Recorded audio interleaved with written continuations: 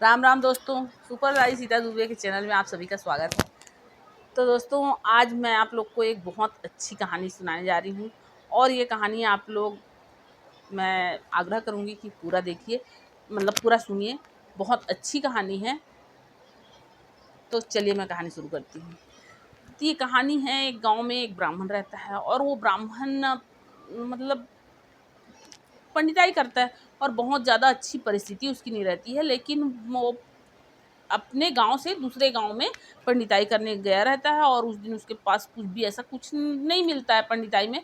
तो वो वापस आते रहता है अपने गांव। उसी समय वो देखता है कि एक चिड़िया जो है वो एक रोटी को लेके खेत में खाने के लिए, मतलब वो खाने की तैयारी में रहती है और ब्राह्मण का नज़र उस चिड़िया के चिड़िया पे और उस रोटी पे पड़ जाता है और ब्राह्मण जो है वो झट से जाता है और उस चिड़िया से उस रोटी को छीन लेता है। अब जब छीन लेता है तो चिड़िया बहुत दुखी होती है कि देखो, मैं मतलब वो खाने जाते रहती है, उसके सामने से निवाला छीन जा, मैं किसी के सामने से अगर तुम खाना छीन रहे हो तो बहुत दुख लगता है। और चिड़िया बहुत भूखी रहती है, उसको इतना दुख लगता है कि वो मतलब वो रोटी के बारे में सोच सोच के वो पंडित को बहुत बद्दुआ देती है और वो पंडित जो है वो अपने घर आता है और मस्त आराम से वो रोटी खा लेते हैं और सो जाता है। अब वो चिड़िया जब भी वो उस रोटी के बारे में सोचती तो वो पंडित को बहुत श्रापती। ऐसा 3-4 दिन तक, और वो रोटी के बारे में सोच सोच के चिड़िया कुछ खाई भी नहीं। 3-4 दिन तक के बिना खाए ऐसे ही रही और फिर एक दिन मर गई। अब चिड़िया मर गई, उसके बाद ये ब्राह्मण के कोई औलाद नहीं था। अब वो चिड़िया मर गई, उसके बाद वो ब्राह्मण जो है वो कुछ दिन तक ऐसा चलता रहा। फिर उसके यहाँ एक पुत्र प्राप्त हुआ। अब वो पुत्र जो है वो बहुत सुंदर, बहुत सुंदर, बहुत बुद्धिमान, बहुत अक्लमंद, बहुत इतना सुंदर कि उसको जो देखता वो अपने गोदी में उठा लेता, जो देखता उसकी प्रशंसा करता। बहुत गुणवान, बहुत विद्वान वो लड़का। ऐसे चलते चलते वो लड़का अब धीरे धीरे बड़ा हो गया, बड़ा हुआ, जवान हो गया, जवान हुआ। उस अब इन लोग के मन में उसकी शादी का अभी आ ही रहा था मन में। इतने में ही उसका लड़का जब जवान हो गया और इनके मन में आया कि अब इसकी विवाह कर दिया जाए, तो वो लड़का का मृत्यु हो गया। अब जब वो लड़के का मृत्यु हो गया तो पंडित और पंडिताइन छाती पीट पीट के रोने लग गए कि हमारे साथ बहुत बड़ा धोखा की हो गया, हमारा बहुत बड़ा, हमारा छाती में मतलब पत्थर पड़ गया, हमारे साथ बहुत बुरा हो गया, हमारा जवान लड़का ऐसा कर लिया, हमारे कलेजे को बहुत दुख पहुंचा है। बहुत दुखी हुए, बहुत दुखी हुए, बहुत दुखी हुए और रात दिन रोना पीटना यही मचाए रहे। और भगवान से बोले, भगवान हमको ऐसा क्यों किए, सब ऐसा। भगवान और यमराज को भी श्रापें कि यमराज हमारे साथ बहुत गलत किया, आके हमारे पुत्र को ले गया। हमारा एक ही पुत्र था और इस उम्र में हमारा पुत्र जवान हो गया था। उसके बाद हमारे साथ ये बहुत बड़ा धोखा हुआ, हमारे साथ बहुत बड़ा मतलब वो हुआ है। पंडिताइन अपने दुख को जाहिर करते रहे। एक दिन यमराज जो है वो सपने में आया पंडित के और बोला कि देखो महाराज, आप दोनों पति और पत्नी मुझे बहुत सरापते हो, बहुत बद्दुआ देते हो, बहुत बुरा भला बोलते हो।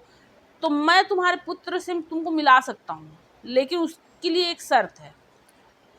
वो शर्त ये है कि तुम अपने पूजा घर में 4 दिन के लिए बंद हो जाओ और 4 दिन तुमसे कोई नहीं मिलेगा, तुम किसी से नहीं मिलोगे और वो तुम वहीं रहोगे, तो मैं तुम्हारे पुत्र से तुमको मिला दूंगा। पंडित जी तैयार हो जाते हैं। पंडित जी तैयार हो जाते हैं, अपने पूजा वाले रूम में जाके और सो जाते हैं। और अब वहाँ कोई ना आता है ना कोई जाता है। यमराज यमदूत भेजते हैं और यमदूत आते हैं और वो पंडित जी के शरीर को छोड़ के उनके प्राण को हर के ले जाते हैं वहाँ यमराज के पास ले जाते हैं। और वहाँ आप जाते हैं, पंडित जी तो देखते हैं, चारों तरफ देख के थोड़ा सा वो रहते हैं कि कहीं नरक में लोग नरक भोग रहे हैं, कहीं पापी लोगों को कष्ट हो रहा है तो चिल्ला रहे हैं, कहीं पुण्यात्मा जो है वो खुश हैं। मतलब हर तरफ हर प्रकार के लोग देख के, और पंडित जी बहुत चक्के रहते हैं। अब पंडित जी को यमराज के पास ले जाया जाता है, तो यमराज बोलते हैं कि तुम अपने लड़के से मिलोगे। तो पंडित जी बोलते हैं हाँ, मैं तो उसी के लिए आया हूँ, मतलब मैं अपने लड़का से मिलना चाहता हूँ। तो वो बोलते हैं कि एक जगह जो है ना, बहुत जवान जवान लड़के रहते हैं। तो पंडित जी से वो बोलते हैं यमराज की, इनमें अपना पुत्र देखो, क्या है इसमें तुम्हारा पुत्र। तो पंडित जब ध्यान देता है तो देखता है, तो उनमें से उसका पुत्र रहता है। तो ये बोलता है हाँ, इसमें मेरा पुत्र है वो। तो यमराज बोलते हैं कि ठीक है, आप आवाज़ लगा के बुलाओ उसको। पंडित खूब आवाज़ लगाता है, बेटा मैं तुम्हारे लिए यहाँ आया हूँ, तुम मेरे पास आओ, तुम मुझे छोड़ के क्यों क्यों आ गए हो, ऐसा वैसा दुनिया भर का। लेकिन वो सुनता ही नहीं है। तो यमराज बोलता है ठीक है, एक काम करो कि आप उसके पास जाके बुला लाओ। तो उसके पास जाता है पंडित, और फिर उसको बोलता है बेटा तुम मेरे पास चलो, मैं तुम्हारे लिए आया हूँ, तुमको मैं ले जाने आया हूँ, तुम मुझे छोड़ के क्यों आ गए, ऐसा वैसा। तो फिर वो जो लड़का रहता है वो बोलता है कैसा बेटा, कौन बेटा।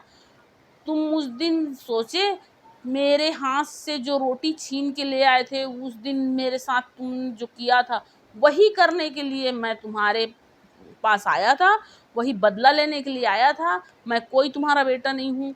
तुमने जो किया था कर्म, उस कर्म का फल देने के लिए मैं तुम्हारा बेटा बन के आया था, और मैं तुमको उस कर्म का फल दे दिया, और अपने बदला को पूरा करके और मैं आ गया। मैं कोई तुम्हारा बेटा बेटा नहीं हूँ। अब ये बात सुनने के बाद पंडित जी को याद आ जाता है कि वो चिड़िया के रोटी छीने थे। अब उसके बाद वो यमराज के पास आते हैं। यमराज बोलते हैं अब समझ में आया महाराज आपको कि इसमें मेरी कोई गलती नहीं है, जो गलती है वो आपकी ही है, आपके कर्म का फल है ये। आप जिसने जो कर्म किया था उसके फल स्वरूप आपको ये सब भोगना पड़ा है। तो पंडित जी बोलते हैं हाँ, मैं समझ गया हूँ, अब मेरे को पता चल गया है। और फिर उसके बाद यमदूत जो है उस पंडित के जीव को ला के फिर से उस पंडित के शरीर में डाल देते हैं। और उसके बाद वो पंडित जो है वो 4 दिन बाद उसकी पत्नी को पूरा बात बताता है। उस दिन से वो दोनों पंडित और पंडिताइन रोना पीटना बंद कर देते हैं और अपने कर्म को सुधारने में लग जाते हैं। तो दोस्तों, ये कहानी का मतलब मकसद ये है कि कभी भी बुरे कर्म मत करो, किसी का दिल मत दुखाओ, किसी के साथ गलत व्यवहार मत करो, किसी के सामने का थाली मत खींचो, किसी के हक का कोई चीज़ तुम मत लो। यही इसका वो है, उद्देश्य है। तो आप लोग को ये कहानी कैसी लगी दोस्तों, कमेंट करके ज़रूर बताइएगा, और मेरे इस वीडियो को लाइक कीजिए, और अगर आप लोग मेरे इस चैनल में नए हैं प्लीज़ सब्सक्राइब कीजिए। ठीक है दोस्तों, राम राम दोस्तों।